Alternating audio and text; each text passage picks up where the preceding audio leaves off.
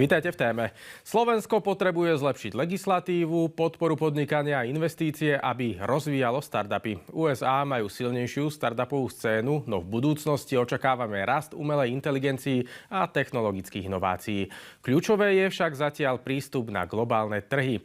Viac sa o tejto téme budem rozprávať v dnešnom štúdiu. Tu spolu s mojím hosťom a ja tu vítam pána Filipa Orta, ktorý je principál v ZKVC Silicon Valley USA. Vítajte u nás, pekný deň. Dobrý deň, ďakujem. Hneď na úvod, kam teda speje ten súčasný svet startupov? Čo máme očakávať? Ako sa pripraviť možno 5-10 rokov? Tak momentálne ten startupový svet veľmi silne smeruje v rámci umelej inteligencie, teda AI. A konkrétne samozrejme v posledných mesiacoch aj v Európe, ale v posledných rokoch v Silicon Valley sa riešilo autonómni agenti. To znamená, že v podstate umelá inteligencia, ale obohatená o tú svoju autonómiu. To znamená, že dokáže vykonávať nejaké činnosti na základe danej úlohy, ktorej dá ten človek. Ale v podstate smeruje to k startupom, ktoré možno nebudú vyžadovať veľké tímy, ktoré budú budovať spoločnosti tak, ako sme to videli v minulosti s gigantami, ktoré dneska používame.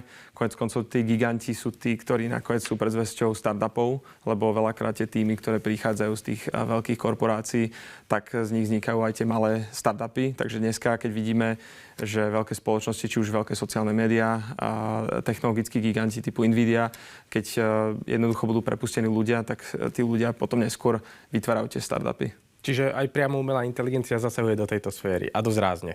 Určite áno, lebo pomáha to vlastne týmto zakladateľom startupov v vytvorení tých technológií a to sa rozprávame aj o zakladateľov, ktorí nie sú možno technicky tak veľmi zdatní, lebo tak ako väčšina z nás dneska používa ChatGPT, tak jednoducho dokážu si zadávať úlohy na vytvorenie kódu, ktorý ten daný človek možno nemusí úplne ovládať. Takže určite to mení celú tú škálu produktov a služieb, ktoré nielen tie korporácie vytvárajú, ale aj ľudia, ktorí možno dneska si snažia vytvoriť vlastné podnikanie. Prečo je dôležité podporovať startupy, aký majú možno vplyv na podnikateľské prostredie a konkurencieschopnosť krajiny? Tak úplne v prvom rade je toto o tom, že startupy vždycky vytvárali ten trend v rámci R&D, teda posúvali tie inovácie ďalej, vždycky narušovali to status quo a práve zo startupov väčšinou vznikali nejaké nové technológie. Tie úplné začiatky, samozrejme môžeme sa rozprávať o vynáléze kolesa, môžeme sa rozprávať o vynáléze telefónu.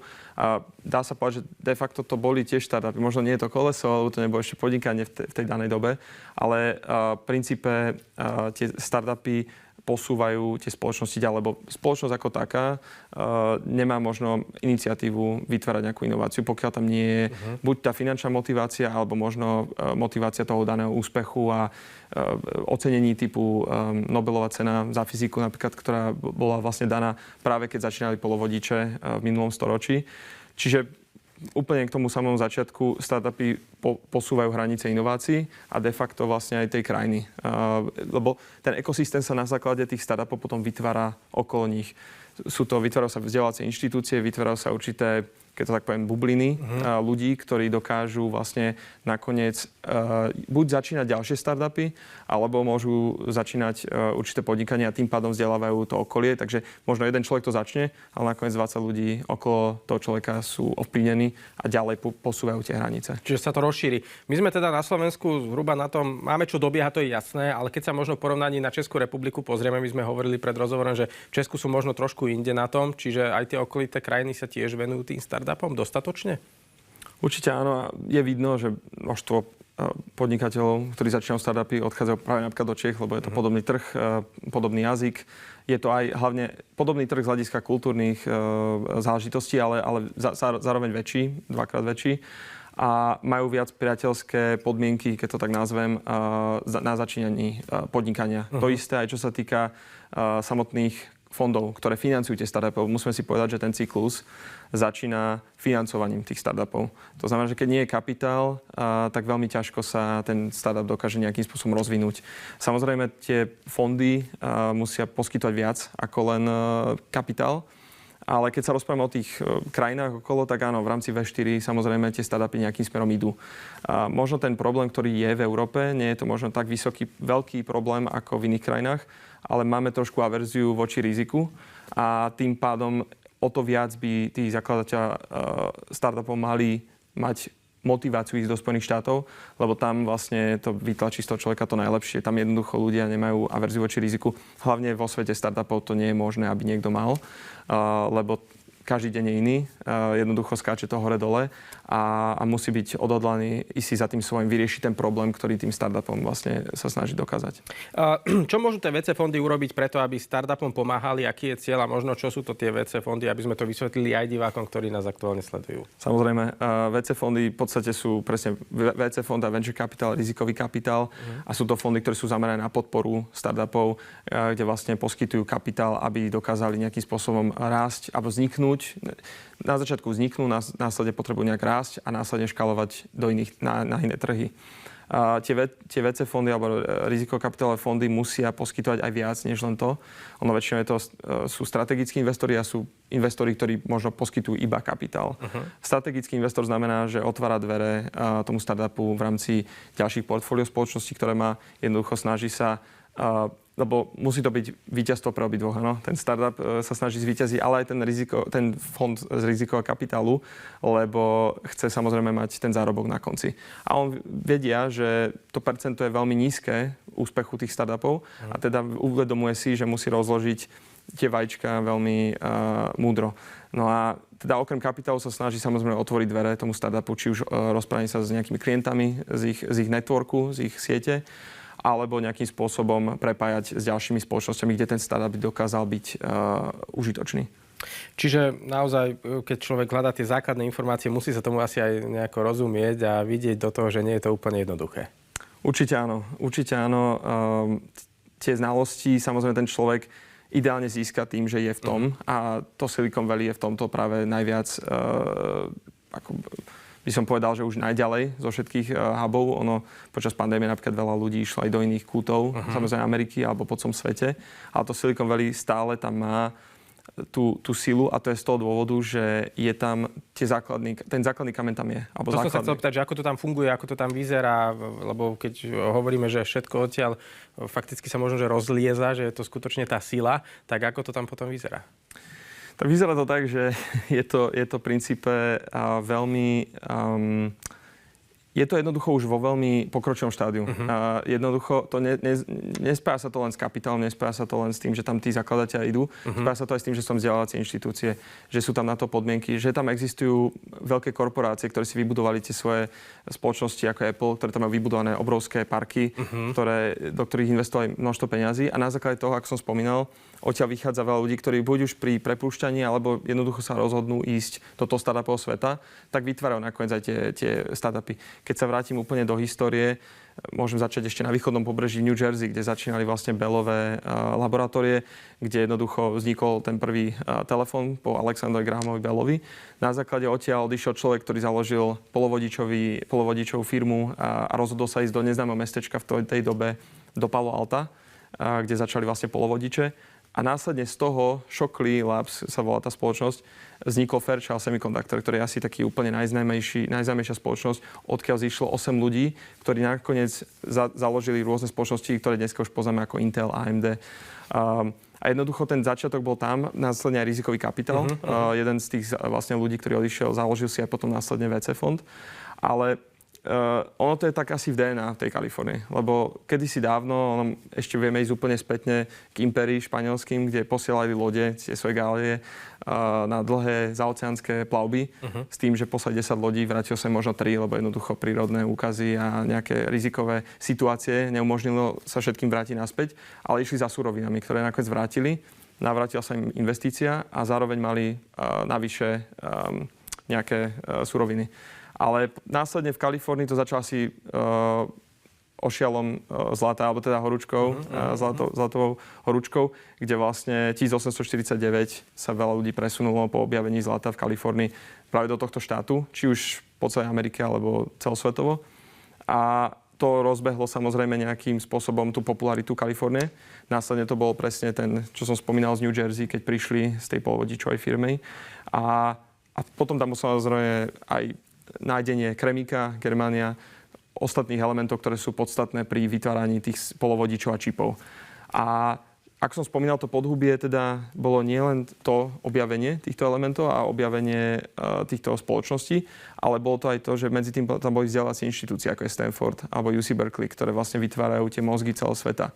Preto vlastne Silicon Valley dá sa povedať, že je taký Staten Island, tak ako bol v New Yorku, keď prichádzali imigranti, včetne aj slovenských, ešte začiatkom minulého storočia, ktorí prišli do Ameriky, prišli do New Yorku. Ale momentálne, čo sa týka startupov, je Silicon Valley presne takýto port prichádzajúcich imigrantov, ktorí chcú začínať tie svoje spoločnosti. Čiže dôležitá je práca na základoch, infraštruktúra a potom teda následné docielenie tej tvorby, že všetko to má nejaký postup teda. Určite áno. Aj to zhlúka elementov, ako ste spomínali vlastne, že napríklad v krajinách typu Česká republika jednoducho, keď sú tie podmienky jednoduchšie, tak legislatíva je jedna vec, ale musí to byť kombinácia týchto elementov, lebo samo o sebe jedna vec tomu nepomôže, tak ako to vidíme v iných krajinách, napríklad práve v Európe. Plus sú to kultúrne vlohy. Skúsme povedať ten rozdiel medzi Európou a Spojenými štátmi americkými. Prečo je dôležité sa dostať na ten trh Spojených štátov amerických? Aké sú tam rozdiely? V čom je ten trh unikátny? Tak Spojené štáty bývajú štandardne automaticky pre veľa zakladateľov v dnešnej dobe už možno aj by som povedal prvá destinácia, kde rovno si založia tú spoločnosť. Jednoducho povedia si, že nemá zmysel to zakladať v Európe, idú rovno na americký trh.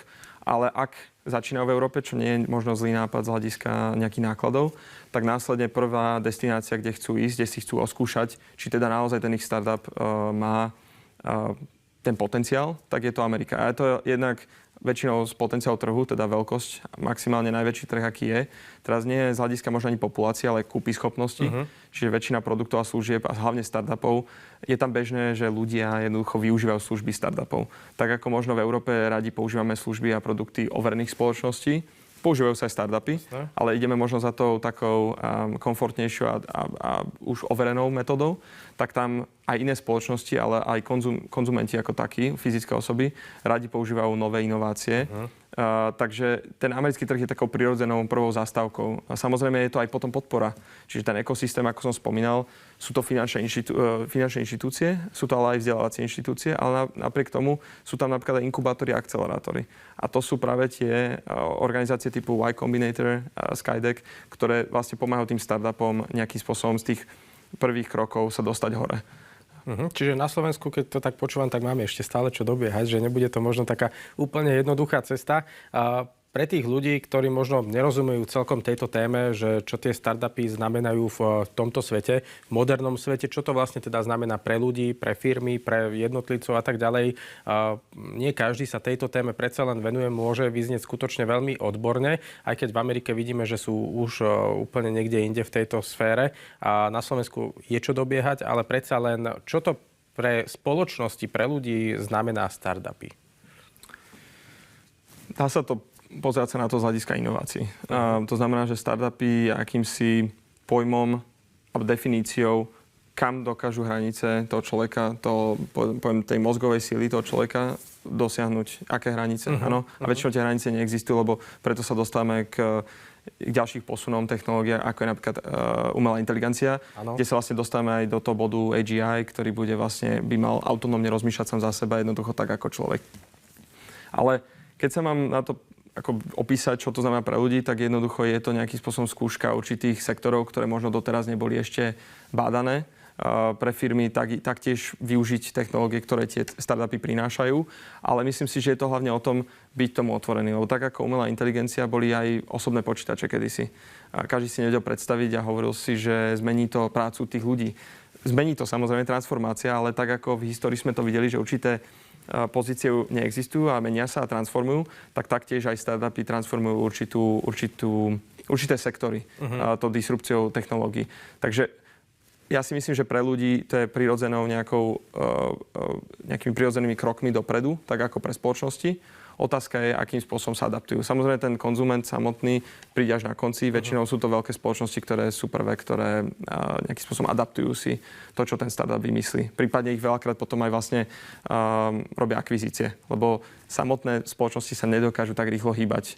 Spoločnosti, ktoré majú 5 000, 10 000 zamestnancov a ten startup dokáže niečo vyriešiť, ktoré ľudia nemali na to možno tú motiváciu, ako som spomínal. Málo sa o tom hovorí, malo by sa o tom možno aj na území Slovenska hovoriť viac, predsa len teda v Amerike možno bežné, ale u nás až tak neprebádané. Čiže viac otvárať možno takúto tému a približovať to k ľuďom a tak ďalej, aby sa jednoducho získali tie informácie a možno by sa to potom aj v súvislosti s tou legislatívou niekam posunulo. Možno áno. Myslím si, že je to, jak som spomínal, to bola generačná vec. Jasne, ktorá samozrejme prirodzene trvalo. Áno, ktorá prirodzene prišla v Silicon Valley. Ja som mal tu možnosť nedávno spoznať zo pár slovenských študentov, ktorí robia na startupoch, ktorí sú naozaj mladí a boli vlastne na návšteve Silicon Valley a videl som tú zmenu v tej mentalite, aj keď som to porovnal s tým, keď ja som bol v ich veku, kde sme sa nachádzali možno spoločensky v rámci startupov. Takže myslím si, že ten pozitívny trend tam je už len tým, že ten svet je globalizovaný a tie materiály k tomu, ako založiť ten startup, sú dostupné pre kohokoľvek medzinárodne. Ale samozrejme áno, krok po kroku asi by sa tam malo viac k tomu robiť. Samozrejme nemôžeme riešiť teraz startupy, pokiaľ to prostredie a podmienky nie sú ani možno na podnikanie ideálne. Čiže to podnikanie ako také, to tradičné, keď niekto vyrába možno nejaký hardware, jednoducho niečo fyzické, to je úplne ten základ. Ale následne sa to potom dotýka aj tých startupov. Tie startupy samozrejme vedia fungovať trošku flexibilnejšie. Oni veľakrát nemusia ani pracovať z kancelárie. Môže to byť 5 ľudí, ktorí to naklone robia popri práci, ktorú už majú. Takže ono je to kombinácia vecí, ako hovoríte, a ono to bude trvať nejaký čas, ale samozrejme začína to tým, že sa vytvorí ten ekosystém vzdelávacími inštitúciami, rôznymi kapitálovými, alebo respektíve inštitúciami, ktoré poskytujú kapitál a následne samozrejme aj tou legislatívou, ktorá príde. Je ťažká cesta do Silicon Valley za tými informáciami, za tým všetkým, keď tam je srdce toho a skutočne vedia tam ľudia získať možno kompletné informácie a všetko na jednom mieste skoro. Je to náročná cesta? Vy ste tam tiež zostali potom následne? Nie je jednoduchá, ale našťastie myslím si, že hlavne tak, ako vnímam nás, Slovákov, máme tu možnosť rozmýšľať, tak keď sa povie, že out of the box, von z krabice. A to je taký ideálny mindset, ktorý je dobre priniesť do Silicon Valley. Čo sa týka vzdialenosti, áno, je to samozrejme trošku ďalej ako iné destinácie, ale myslím si, že pokiaľ človek má ten otvorenú myseľ a snaží sa nejakým spôsobom dopracovať tomu úspechu a veľakrát, keď cestuje za tým, tak ako som spomínal, na začiatku minulého storočia, keď naši predkovia proste jednoducho išli do toho nového sveta za príležitosťami, tak je to len o tom, akým spôsobom je ten človek nastavený tam ísť a či má čo ponúknuť. Či už je to napríklad v tých finančných inštitúciách, alebo to môže byť z hľadiska zakladateľa startupov, lebo myslím si, že máme čo ponúknuť. Sme hladní, keď to tak nazvem, máme ambície a to nám vlastne dopomáha sa tam uchytiť. Tam napríklad je práve silné to spoznanie tých ľudí, ten networking a to prepájanie vlastne kombinácie vecí. Preto aj je ten americký trh tak rýchly a tak úspešný, lebo jednoducho tí ľudia sa dokážu takýmto spôsobom v tom ekosystéme pohybovať a pomáhať si. Skúsme to teda zhrnúť na záver. Bude na Slovensku možno lepšia tá infraštruktúra, čo sa týka startupov? Budeme mať možno tú legislatívu lepšiu? Samozrejme, že to nezáleží na nás, ale ako vidíte tú budúcnosť na Slovensku teda? Rád poviem, že pozitívne a myslím si, že vždy to tak človek musí vnímať hlavne v svete startupov. Ja si myslím, že len treba samozrejme krok po kroku robiť na týchto veciach. To znamená, teraz nemusíme sa vyhorať len na legislatívu. Je to aj o tom združovať tých ľudí. To znamená, je veľa inštitúcií aj na Slovensku, ktoré určite sa o to snažia. Nie je to jednoduché, lebo ako som spomínal, tá konkurencia v podstate prichádza aj z iných krajín, kde odchádzajú šikovní ľudia. A môžeme aspoň zápasiť, nie? Trošku s tými krajinami, že ako sme na tom my, ako sú iné krajiny na tom, že trošku možno tá dravosť nám chýba. Áno, to je dobrý point. V podstate to je celý základ startupov, dobre spomenuté. Je to konkurencia, je toto bojovanie medzi sebou. To vlastne posúva tie hranice a tých ľudí sa snažiť viac a tým pádom, áno, určite mi to môže pomôcť. Ale ja si myslím, že ide to dobrým smerom. Otázka je len, aby sa robilo na tých bodoch a aby nejakým spôsobom tí ľudia mali motiváciu ostávať. To znamená, ako som spomínal, začína to aj tými podnikateľskými podmienkami, ale následne to bude aj tým, že tí ľudia si povedia, aj takí, čo už boli úspešní, pomáhať týmto novším generáciám, lebo to sa veľakrát videlo aj v Spojených štátoch. Tí ľudia mohli odísť alebo si povedať, že nejdu robiť na startupoch, ale tí ľudia, ktorí už to mali za sebou, mali toľko skúseností, že dokázali si vytvoriť tú novú generáciu, kde im buď už nejakým mentoringom pomáhali, alebo im robili advising a pomáhali im, lebo vedeli, už mali tú cestu za sebou a nie je jednoduchá. Tým pádom, čím viac máte týchto, teraz to nemusí byť ani kapitál, ale máte čím viac týchto nejakých rád, tak vám to určite pomôže. No, ďakujem za všetky informácie. Spolu so mnou v štúdiu tu bol Filip Ort, principál v ZKVC Silicon Valley USA. Asi nič iné nezostáva, len držať si palce a nestratiť tú dravosť, aby sme skutočne boli možno aj my v niečom dobrí a išli si za tým, aj keď možno je riziko, ale to riziko asi treba teda podstúpiť, takže snáď budeme môcť hodnotiť potom aj tú tému, keď sa niekam posunie. Takže veľká vďaka za všetky informácie. Ďakujem, pekný deň. No a vám všetkým pri televíznych obrazovkách v tejto chvíli ďakujem za pozornosť. Relácia téma je na svojom konci. V prípade, ak ste ju celú nestihli, nájdete ju aj na našom webe tradične www.teatri.com. No a s ďalšou zaujímavou témou tu budem opäť zajtra v tradičnom čase o 9:30. Mne nezostáva nič iné, len vám poďakovať za váš čas a dovidenia.